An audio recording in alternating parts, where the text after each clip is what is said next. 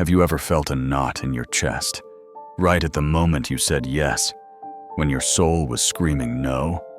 You smile, you nod your head, you agree to help them, you agree to stay late, you agree to lend them money, even when you are empty inside.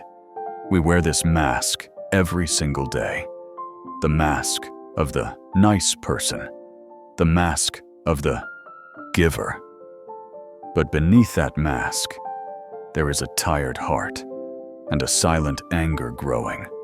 You think you are being kind, but actually, you are betraying yourself.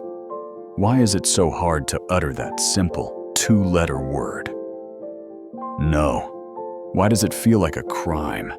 Why does guilt wash over you like a cold wave the moment you try to put yourself first?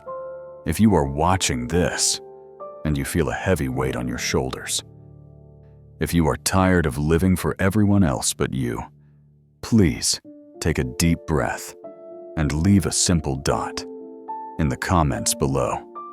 Just a small dot to mark that you are here, that you are ready to put down the burden and learn the lesson that will save your life. Because today, we are going to break the cage. Before the curtain rises, a gentle note. This video is woven from the threads of real life, mixed with the art of storytelling. Any resemblance is purely coincidental. The goal is wisdom and education.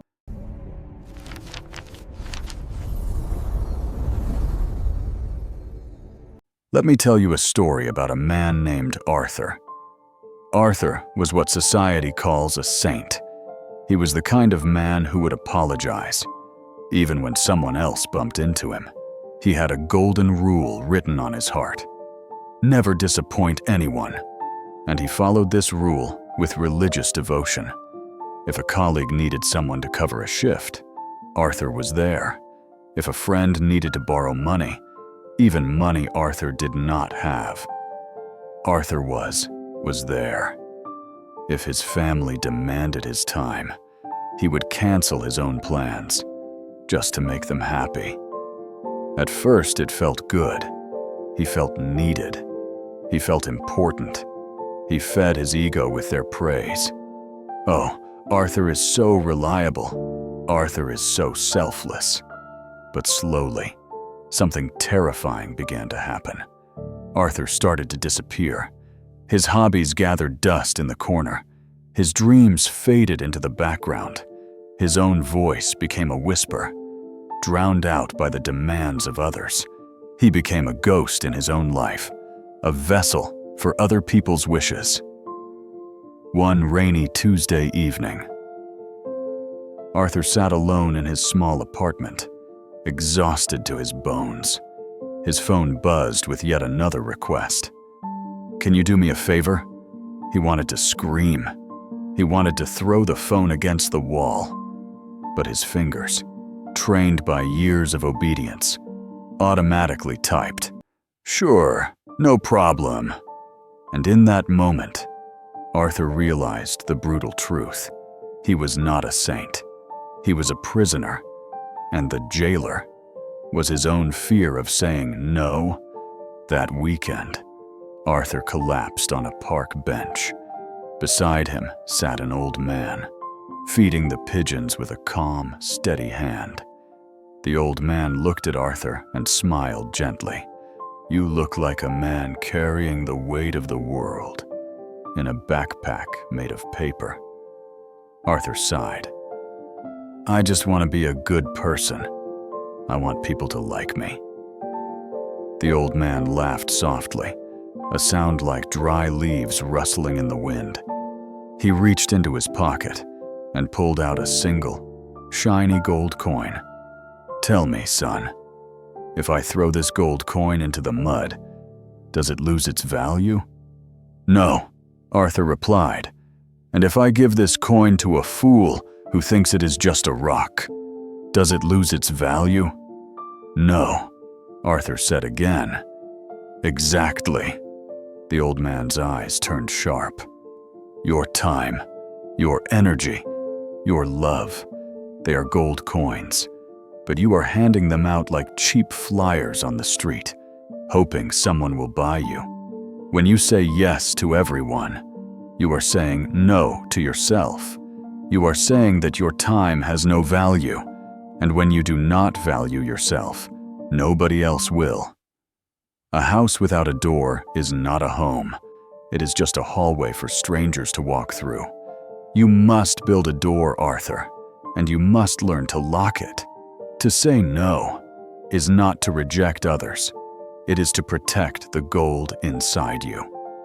The next day, Arthur returned to the world, but he was different. He carried the invisible gold coin in his pocket. When his colleague approached him with a pile of extra work, Arthur felt the old fear rising. His heart beat fast, but he remembered the old man's words. Build a door. He took a deep breath, and he used the sandwich method, a powerful technique to say no without being rude. Step 1. The slice of gratitude. I appreciate you thinking of me for this task. Step 2. The meat of refusal. However, my schedule is fully booked right now, and I cannot give this the attention it deserves. Step 3. The slice of goodwill. I hope you find someone else who can help. The colleague was stunned for a moment, but then he simply nodded. Okay, I understand, and walked away. Arthur stood there, waiting for the lightning to strike, waiting for the world to collapse. But nothing happened. The office kept humming. The sun kept shining. But inside Arthur, a heavy chain had just been broken. He realized that no is a complete sentence. You do not need to explain. You do not need to apologize. You do not need to invent a lie about a sick cat. I can't do it. That is enough. Because your peace is not negotiable. From that day on, Arthur did not lose any friends worth keeping. He only lost the parasites, and in return, he found the most important person in his life, himself. Remember, my friend, every time you say no to something that does not matter, you are saying yes to something that does. Your health, your dreams, your peace. Let's recap the golden words we unlocked today. People pleaser, the one who seeks approval, boundaries, the line that protects you, resentment, the silent anger, and priority. What truly matters. I will leave you with a powerful truth from Steve Jobs. Your time is limited, so don't waste it living someone else's life. If this story woke you up, do not just close the screen. Click the subscribe button to join our tribe. And if you want to master the power of solitude, watch this next video right here, The Art of Being Alone. It is the next step in your journey. See you there.